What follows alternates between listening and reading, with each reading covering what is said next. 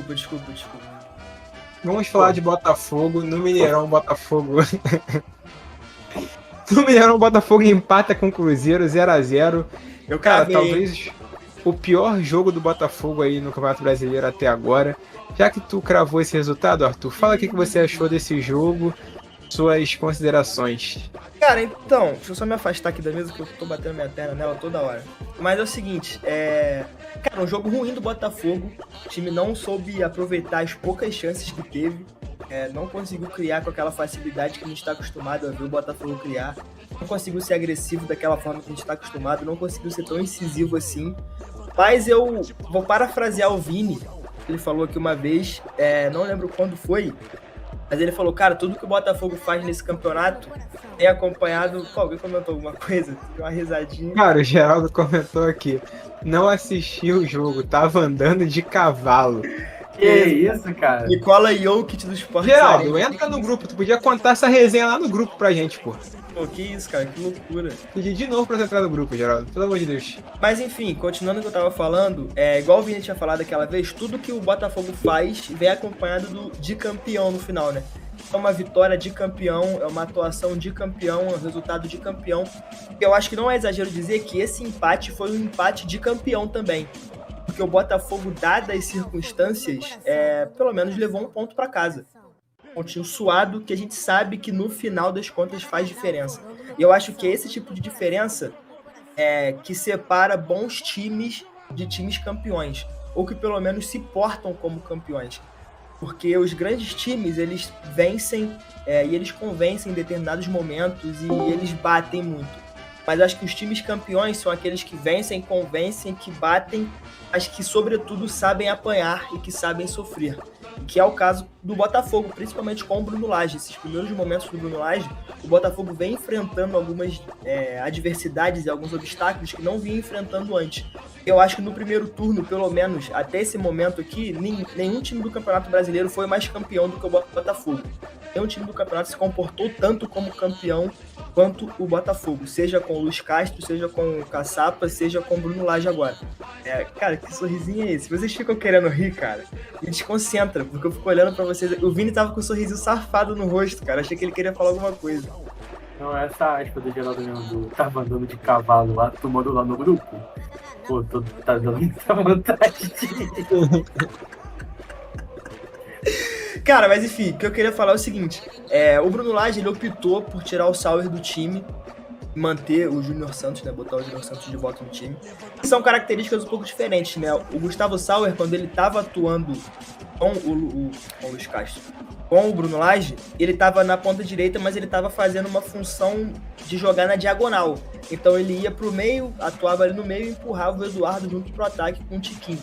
O Júnior Santos já é muito mais um jogador de 1 contra 1, que serviu justamente para isso, para tentar quebrar essas linhas do Cruzeiro lá no Mineirão, e, enfim, tentar fazer com que o time pudesse ter uma válvula de escape pelo lado, o que não aconteceu. O meio-campo do Cruzeiro estava muito bem postado, não deixou o Botafogo jogar. O Botafogo acabou encontrando alguns empecilhos na hora da criação. O time parou muito nesse meio-campo com 3 jogadores do Cruzeiro, que entrou, se não me engano, no 4-3-3. E o time simplesmente não conseguiu jogar. O Botafogo não conseguiu ter o seu jogo, não conseguiu fazer aquilo que está acostumado. E aí, aos 41 minutos do primeiro tempo, vem a fatídica lesão de Tiquinho Soares. Não vou entrar muito em detalhes aqui, acredito que vocês possam falar melhor do que eu. Tem, inclusive, até uma arte que o nosso querido LF fez. Eu vou deixar para vocês entrarem mais em detalhes depois. Mas, enfim, aí o Bruno Lage tira o... Eu ia falar tira o cano, me confundi. Mas o Bruno Lage tira o Tiquinho Soares e coloca o Lucas Fernandes, que é o substituto do Eduardo, para jogar como falso 9. Uma substituição que também não deu muito certo, o Botafogo também não conseguiu se achar muito em campo. E aí, de novo, eu acho que é nesse momento que a gente tem que voltar a bater na tecla da defesa do Botafogo. Eu tenho um número aqui, esse número é um pouco bizarro. Eu anotei esse número, eu só vi. Anotei, olha só. O Botafogo tem a melhor defesa do campeonato, a gente já citou isso aqui algumas vezes. Mas já são 11 jogos do Botafogo sem sofrer gols no Campeonato Brasileiro, de 18 jogos, tá? 11 jogos sem sofrer gols de 18. E no Campeonato Brasileiro, o Botafogo só tem 10 gols sofridos. até menos gols sofridos que qualquer outra equipe do campeonato. E aí a gente volta a bater na tecla do Lucas Perry, que a gente fala aqui, pô, será que é o principal jogador do Botafogo? Será que é o melhor goleiro do Brasil? Cara, eu não sei se tecnicamente ele é o melhor goleiro do Brasil, porque a gente tem, por exemplo, o Everton do Palmeiras, que é um brilhante goleiro, muito bom. Mas eu acho que nessa temporada nenhum goleiro do Brasil vem sendo tão decisivo quanto o Lucas Perry. A gente tem o Fábio, que vem salvando o Fluminense em vários momentos e tudo mais. A gente tem outros goleiros, a gente pode citar o Matheus lá do Flamengo também, vem fazendo excelentes atuações.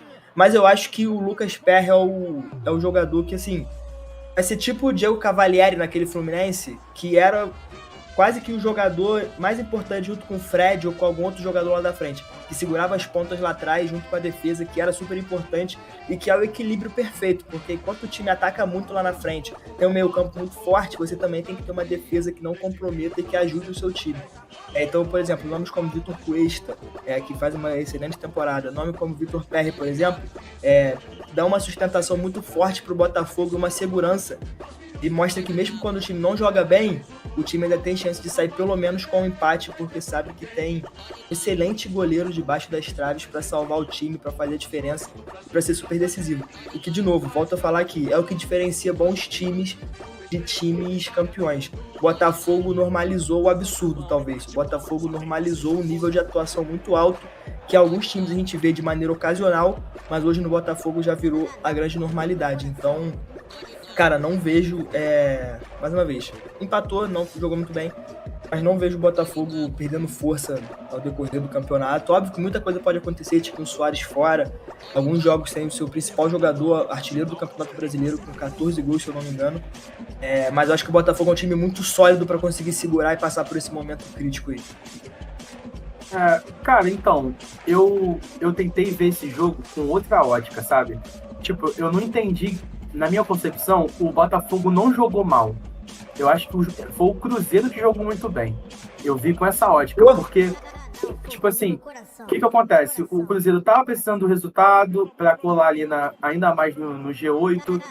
Além disso, o Cruzeiro teve, tipo assim, um time praticamente completo. A gente tava até falando no ELF que o time do Cruzeiro é um time que, tipo assim, no papel, é um time que não é recheado de grandes estrelas, por exemplo. A zaga ontem foi Neres e Luciano Castan, Matheus Jussa, primeiro volante, entendeu? Lucas Silva, que é um cara que, não teve grande destaque lá fora, voltou, foi pro Grêmio, agora retornou ao Cruzeiro, terceira passagem do cara no Grêmio, no Cruzeiro.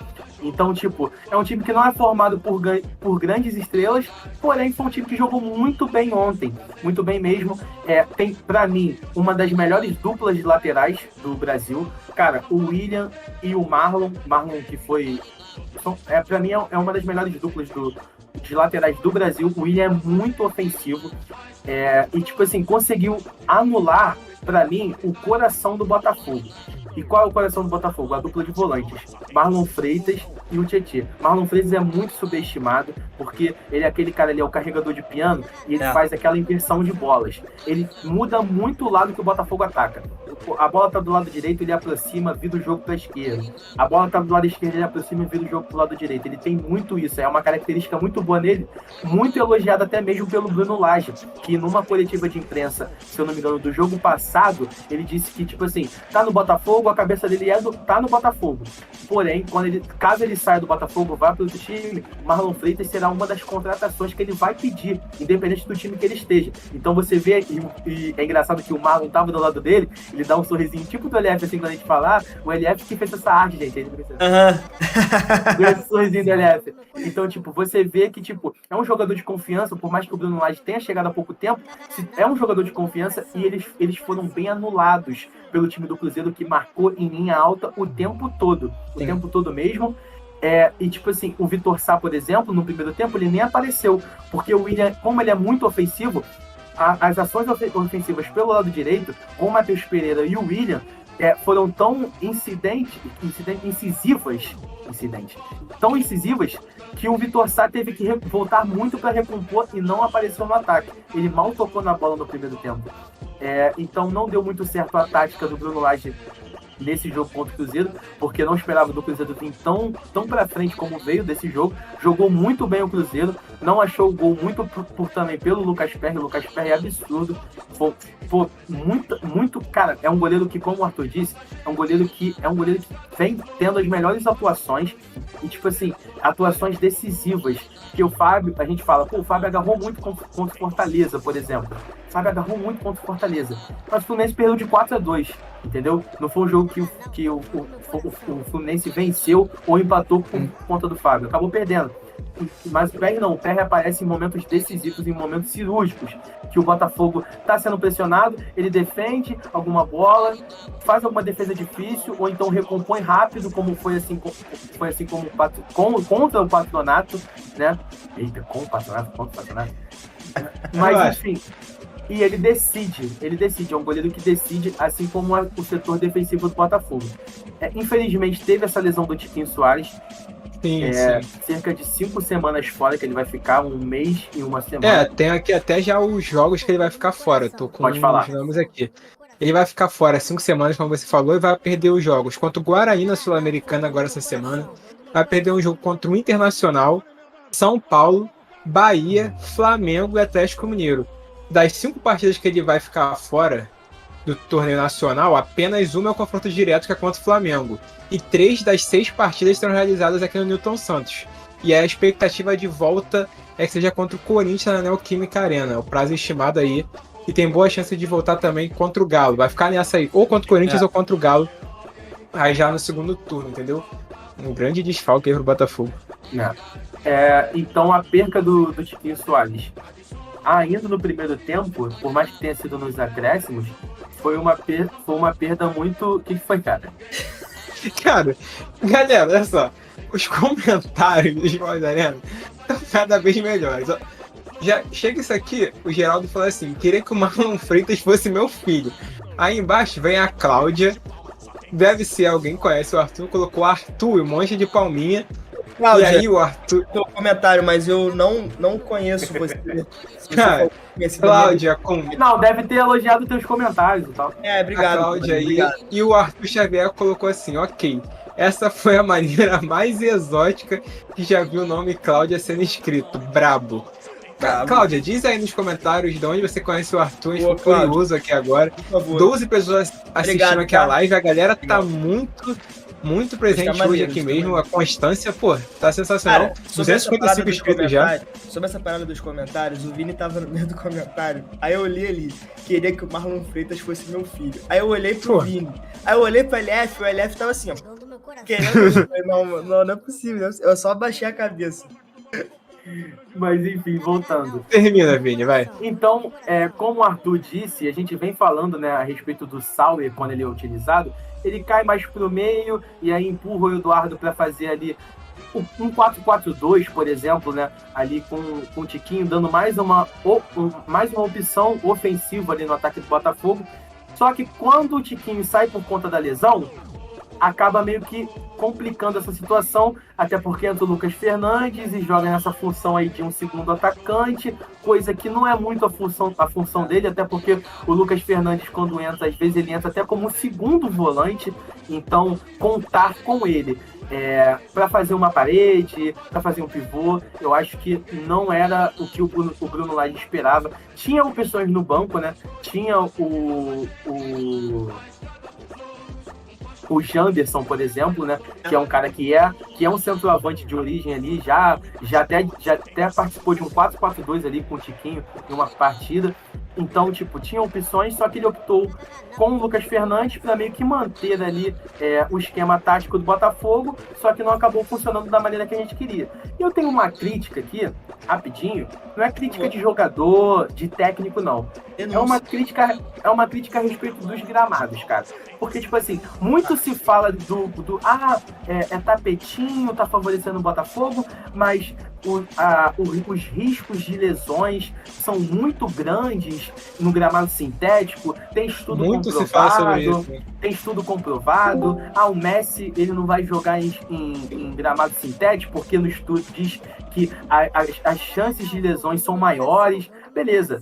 a gente entende. Só que, cara, pra você não querer contar com um gramado sintético, você tem que ter um gramado de grama natural pelo menos decente. Porque não é o que a gente vê no Mineirão. O Mineirão hoje tem sido muito mais utilizado para shows do que para jogos. E quando é utilizado para jogos, o gramado tá um pasto. E a gente não tá falando do estádio, sei lá, de um time do interior de São Paulo, de um time que não tenha tanta expressão. A gente tá falando do maior estádio de Minas Gerais, um dos maiores do Brasil, de maior história e etc. Então, tipo, gramado ridículo do Mineirão ontem, tava um pasto e a lesão acontece muito por conta disso. E é impressionante porque se fala do tapetinho, do gramado sintético e tudo mais, só que, cara, já é a segunda lesão de gravidade alta que acontece no Brasileirão dentro do Mineirão. A outra lesão que acontece, que me vem à cabeça agora, é a lesão do Alexander contra o Cruzeiro, que agravou ainda mais. O Alexander se lesionou no Mineirão, e foi por conta do gramado também, foi torção por conta do gramado, que acabou tirando o moleque de vários jogos importantes do Fluminense. Até o Felipe Melo falou sobre isso na época, né, que ele reclamou do gramado. Exato, então, tipo, pra você querer questionar alguma coisa a respeito disso, você tem que primeiro ajeitar os gramados naturais do Brasil. E, cara, o Mineirão ter um gramado daquele é ridículo, absolutamente ridículo.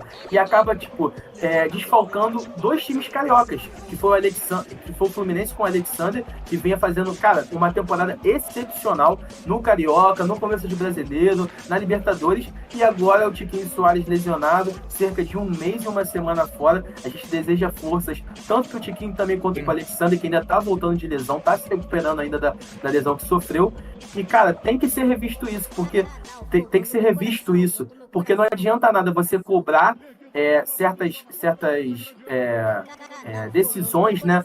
Por exemplo, que foi a decisão do presidente, do dono do Botafogo, né, o John Textor, em colocar o gramado sintético, mas os gramados naturais do Brasil são pasto, que fica praticamente impossível de praticar um bom futebol, que é o caso do Mineirão nesses últimos jogos, cara. É um campo minado o gramado do Mineirão, de verdade. Você não sabe o que esperar do gramado do Mineirão, porque a cada jogo que passa é uma nova surpresa, e já é a segunda lesão de gravidade alta, né? Porque o jogador ficar um mês fora é sacanagem. E o Alexander é muito mais tempo, né? E é uma grande lesão de gravidade alta de um time que é líder do campeonato e é o seu principal jogador, né? Que é o Tiquinho Soares. Então, lamentável aí, mais uma lesão por conta desse gramado que é um pasto. Então, acho que a única coisa não boa, mas a única coisa que não deixa a situação pior é que eles não precisaram passar por cirurgia, né? Nem o Alexander e nem o Tiquinho.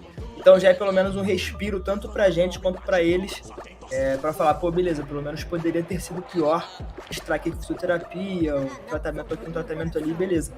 Mas, cara, esse problema não é só do Mineirão, né? A gente, programa sim, programa também, vem aqui falar do pasto que é o Maracanã, O Maracanã, que é possivelmente o maior templo do futebol brasileiro, um dos maiores estádios do mundo, já recebeu 2 finais de Copa do Mundo. A gente não consegue assistir um jogo minimamente decente, porque o gramado é horrível. A gente tá falando do Mineirão também, outro estádio histórico do futebol brasileiro. A gente não tá falando, com todo respeito, sei lá, não vou nem citar nenhum time aqui pra não criar confusão. A gente não tá falando, igual o Vini falou, de um estádio qualquer, gente. De um estádio que tá abandonado, de um estádio de um time de menor expressão, que não tem condições de cuidar do seu estádio, da sua arena. A gente tá falando do Mineirão, a gente tá falando do Maracanã. 2 dos maiores estádios da história do futebol mundial e brasileiro. Cara, de novo, mas o futebol ele é feito com gramado natural, gente. Onde já se viu, a Premier League não usa grama sintética. Lógico, olha o gramado do Etihad Stadium. Olha o gramado do Anfield, semente de girassol, da macadâmia, tá de sacanagem. Houston. Tá de sacanagem. Aqui no Maracanã, semente de seropédica, de Itaguaí. Como que vai dar, enfim. E a tecnologia investida no gramado do Maracanã é alta.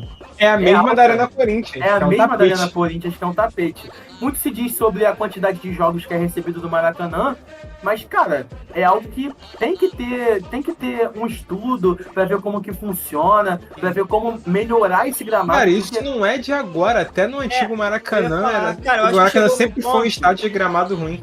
Eu acho que chegou num ponto que os caras estão de má vontade também, desculpa.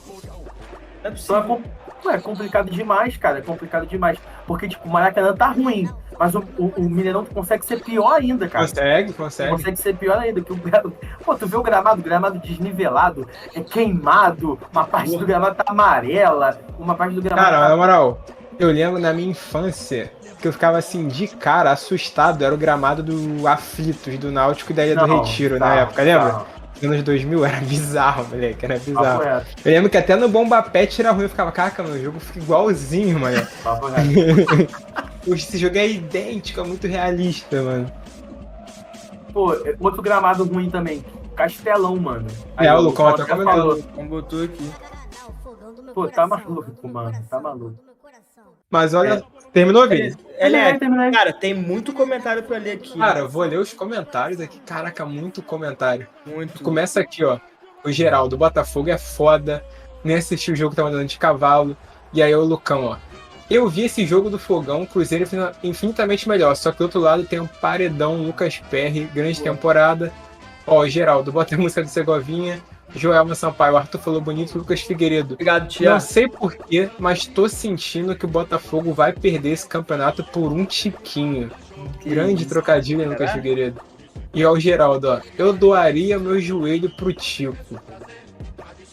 Arthur Xavier. Esse Brasileirão está com ótimos goleiros fazendo ótimas temporadas. Que bom. Interessante mesmo. E aí o Lucas Figueiredo complementou o comentário dele. Isso é muito maneiro aqui na live. A galera comenta, rola uma resenha. Que aí complementou falando o seguinte: tem uma nova geração de goleiros surgindo aí bem interessante.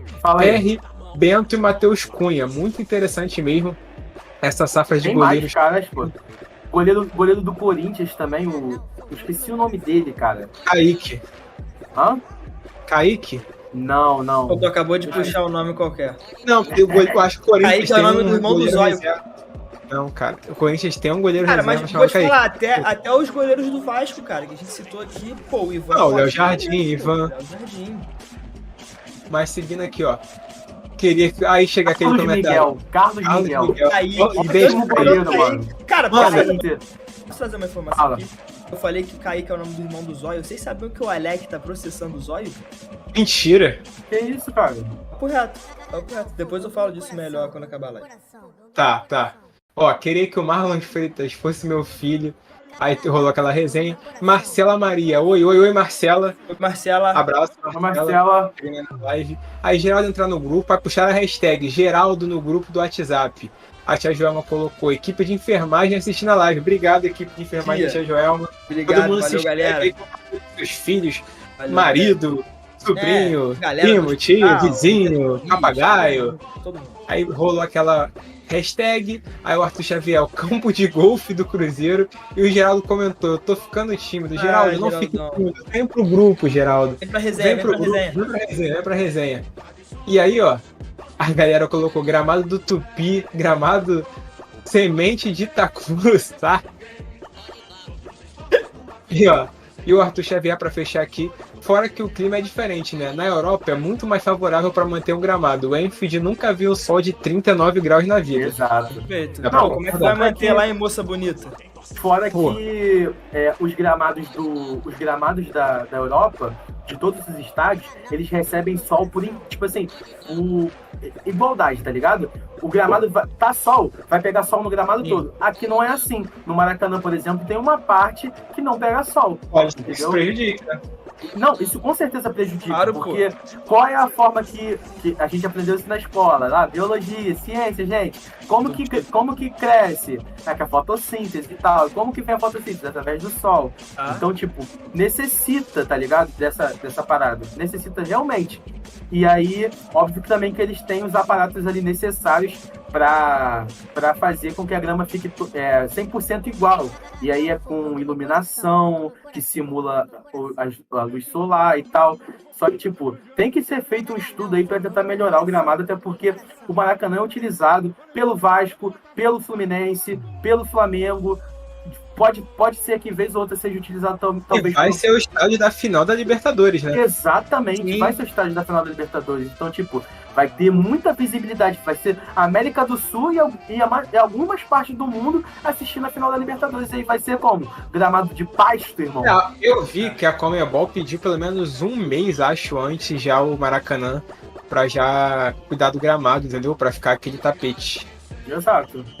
Porque, pô, nem sempre o final da Libertadores é com gramado bom. Lembra em Lima, aquela final Flamengo e River Plate? Sim, Com um gramado duro, seco, pô, foi horrível aquele... Tava quente pra caraca também. Tava calor pra caramba. Tava muito quente. Eu lembro que o semana Luiz toda falou calor. sobre isso. Eu lembro que o Felipe Luiz falou sobre isso. Ó, e aqui o Lucão pra fechar. Vini é biologia e cultura. E Maurício, Vini quase virou a tia Juliana da primeira série. Abraço, tia Olha aí, Juliana, dá que pra acompanha a live aí sempre. Mas, ó, 255 inscritos, 10 pessoas assistindo aqui.